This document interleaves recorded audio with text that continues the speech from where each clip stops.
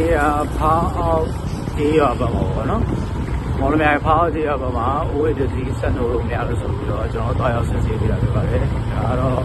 ဖားအောင်တဲ့ဝင်တဲ့လမ်းပေါ့နော်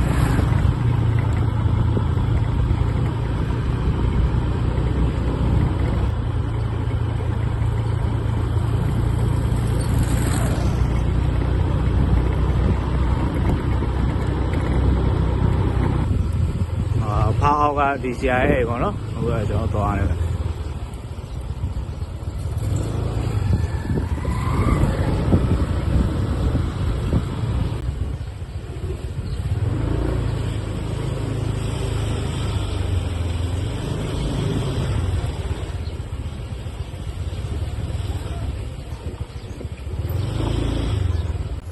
ကဲဒီကောင်ရဲ့ပြဿနာကပါတယ်ဆို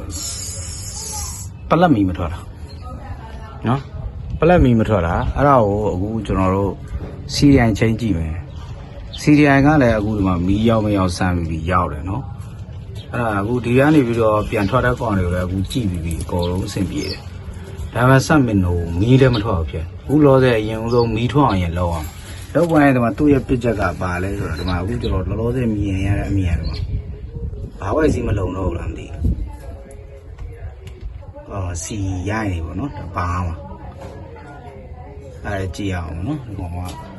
သူ့ပြည့်ချက်ကနည်းနည်းရောနေလို့အရင်ဆုံးတစ်ခုချင်းစီဖြည့်ရှင်းမရမယ်အခုလောဆယ်ဒီပလက်မီထွက်တော့အရင်လောက်ရမယ်လောက်ပြီးသွားမှပဲကျွန်တော်တို့ကဆက်နှုတ်လို့ရမယ်ကြည့်အောင်နော်ကျွန်တော်တာအောင်ဖြုတ်လိုက်တယ်ဘာကြောင့်ဖြုတ်လိုက်ဆိုတော့ဒီဘက်ခြမ်းမှာကျွန်တော်ပါရှာပေါ့ဖြတ်ကွာရင်တစ်ချက်ကြည့်ကြအောင်နော်ဘယ်လိုဖြစ်လို့ဖြစ်မှာလဲမသိဘူးအဲ့ဒါကြောင့်လောရရင်ချက်စစ်ကြည့်လိုက်အောင်နော်ဒီဒါစီကန်ဟောင်းနေပါနော်စီကန်ဟောင်းနေဆိုဒီမှာကြည့်ရာယို